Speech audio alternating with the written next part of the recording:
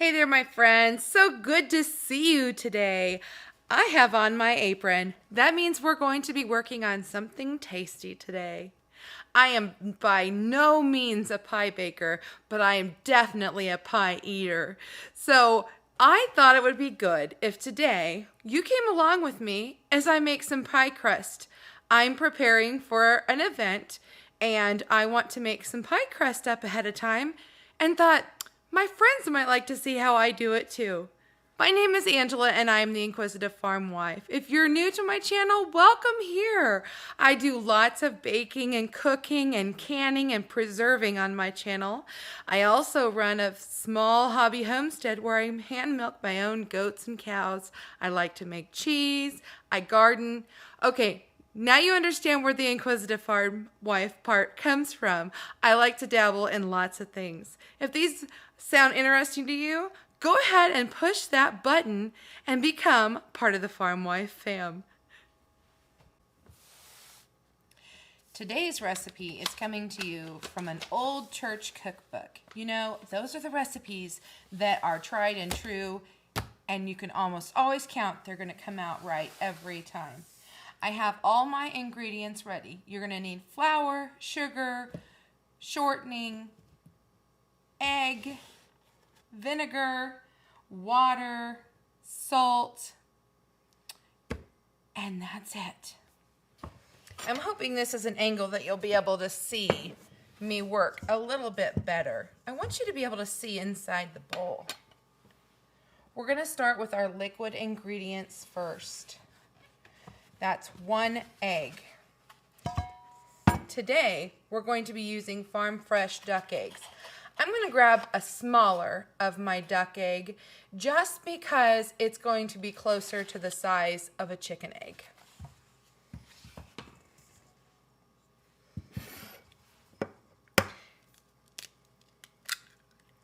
I don't want any shell in there, so I wanted to separate that. We'll put that in there. And then we're going to add a tablespoon of vinegar. I'm just using a white vinegar. I really don't think it would hurt if you used apple cider. And then we need a 1/2 cup of water.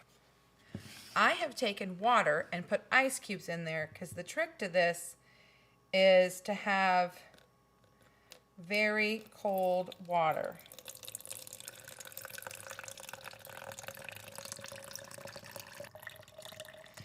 I'm going to have a little bit of this set aside in case there's not enough in here. We may have to add a little bit more. We've got our water, our egg, and our vinegar. And we're just going to take a fork and we're going to kind of beat it up a little bit. I know it looks really funny when the egg and the vinegar are together, but we want to mix those up really well before we add our dry ingredients. To this, I'm going to add 4 cups of flour. This is just an all-purpose flour.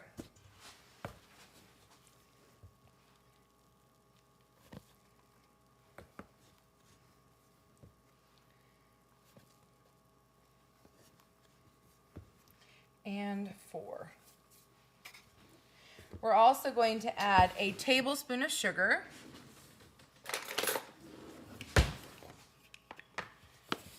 Now I will use this pie crust for both sweet and savory dishes. We also need 1.5 teaspoons of salt. Lastly, our shortening. Now you can use lard, you can use Crisco, you can use the mix. I prefer to use an all vegetable shortening. You could also do half of this in butter if you wanted, or probably all of it even. But you need 1.5 cups total. So let's get that measured out. You know, this is pretty old. All the numbers are starting to wear off of this poor measuring cup. I really do love it because it is clear and you can see precise measurements. Because sometimes you get a big old air bubble in there and you didn't even know you had it.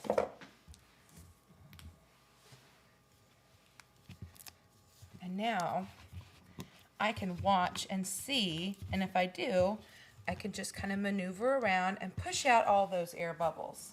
And what I want to do is I'm going to push a little bit out at a time and kind of put it around in my bowl and not have it all in one piece. It's going to just make it easier.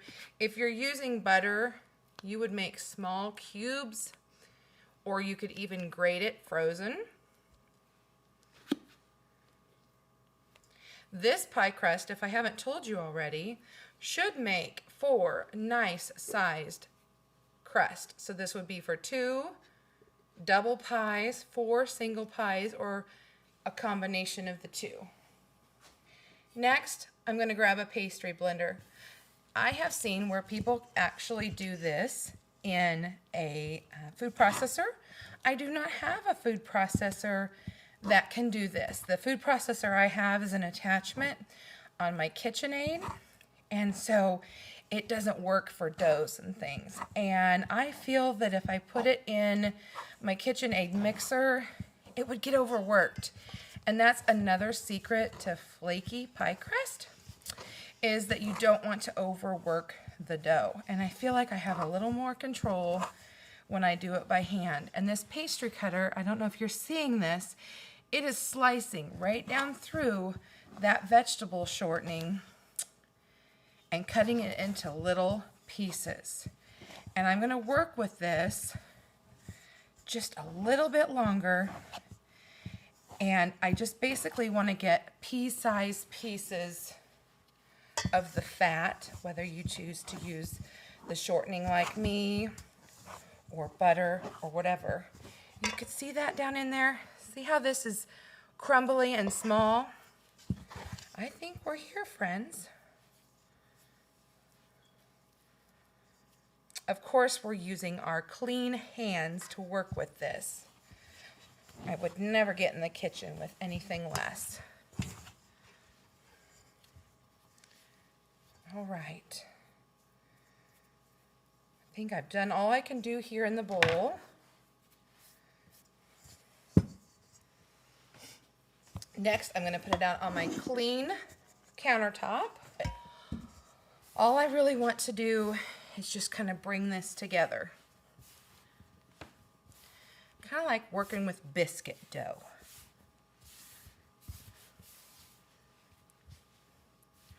You can see little globules of fat.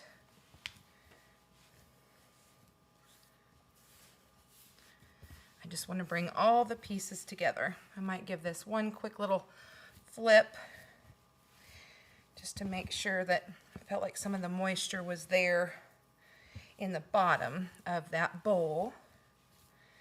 Okay, may have already overworked this. And we have projects to do with this dough, so I don't want to do that.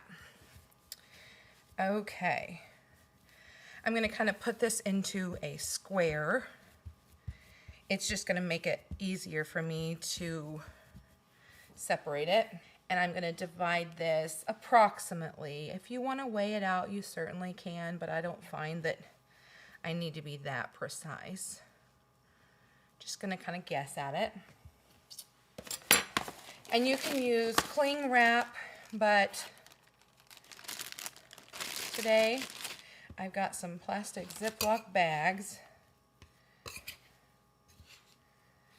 And I'm going to take my dough and I'm going to stick it inside here. And I'm going to put it in a circle and a disc so that I can kind of help that process along to where it's more of a circle than a square when I go to use it. And I just want to kind of get as much air out of this as I can. And like I said, cling wrap works perfectly well. But bags are perfect if you want to put them in the freezer. It just makes it a little bit easier. And I get these bags at the Dollar Tree, so they're almost as cheap as using cling wrap anyway. And for me today, this is what's easiest. Okay, so we've had our pie crust in the refrigerator, and now it's time to start rolling them out. So what I have here is a mat that I have bought from a company years ago, Tupperware, and it will help me to decide, 8.5, 9.5, 10.5, 11. So depending on if 8, 9, 10, or 11-inch crust, that's how you know what you need to roll it out. It looks like to me that these first two are good 9-inch pie crust. I think that's what, and this one seems a little smaller even. You can see it kind of all came together here. And I want to roll to this first mark approximately.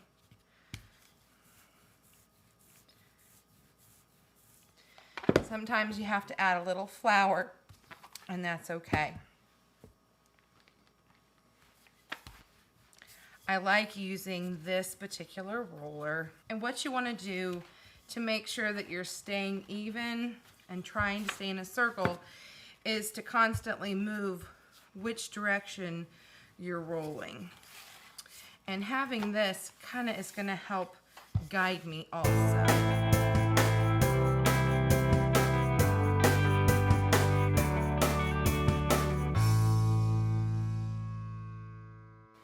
So one thing you can do is try to pick up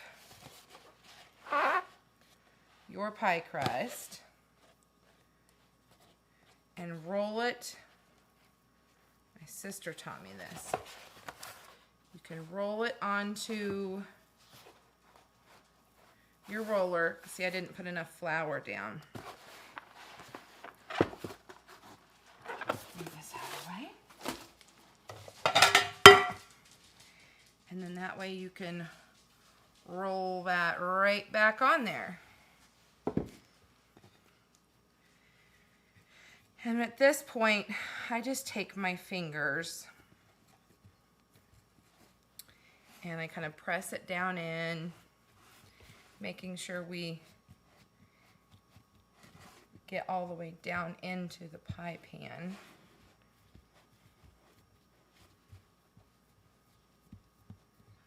I just kind of want to bring this in just a little bit. That way I can use it for either an open face pie, a 1-layer pie, or if I choose to use it later for a double layer, I can always tuck it back under here. But for now, I'm just kind of wanting to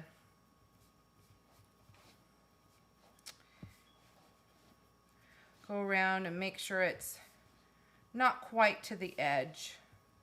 And that's really all I'm doing here. No fancy designs. I'll do that when I go to bake the pie. I'm going to take some plastic wrap and I'm going to go all the way down into the pie. And I'm going to take out as much air as I can here. And I can use this to also kind of smooth it out. And then go up the sides. And any extra, I'm going to tuck under here because I don't want to get air. Because when you put things in the freezer, no matter what they are, air is your enemy. So try to get that air out of there. And looky there, we have a pie crust that I'm going to put in the freezer and it'll be ready to go.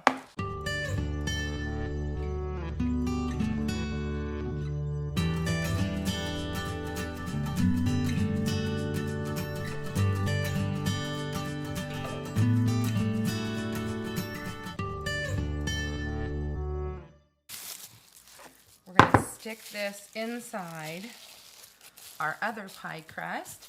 And we're going to put these in the freezer.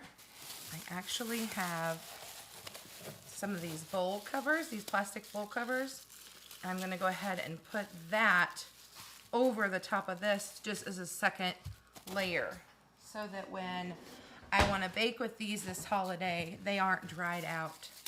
So into the freezer it goes.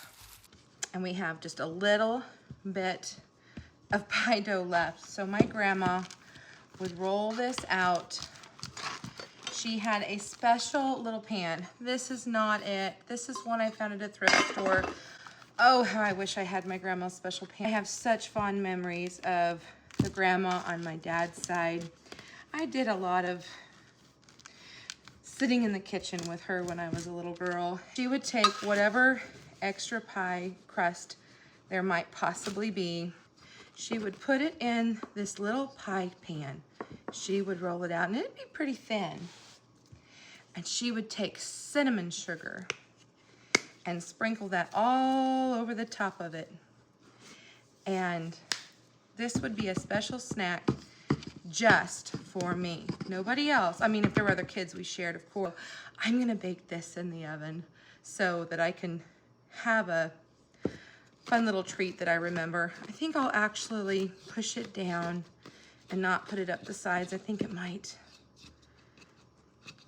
come out a little bit better. And we'll have that treat together, okay, friends? If you'd like to see a little test of the crust, I took a little extra. I did bake it up, and you can see how crumbly and flaky, and you can see the layers. Thanks so much for being here with me today while I made pie crust. When you're making a batch of pie crust, it is so nice to go ahead and have a few extra for the freezer too, because you might want to make yourself a sweet treat, a savory dish, and it's so nice to have something homemade in the freezer ready to go when you need it. Thanks so much for being here today. I hope that you don't feel quite so intimidated to make your own pie crust, because as you can see, it doesn't have to be perfect. All right, guys, see you next time. Bye-bye for now.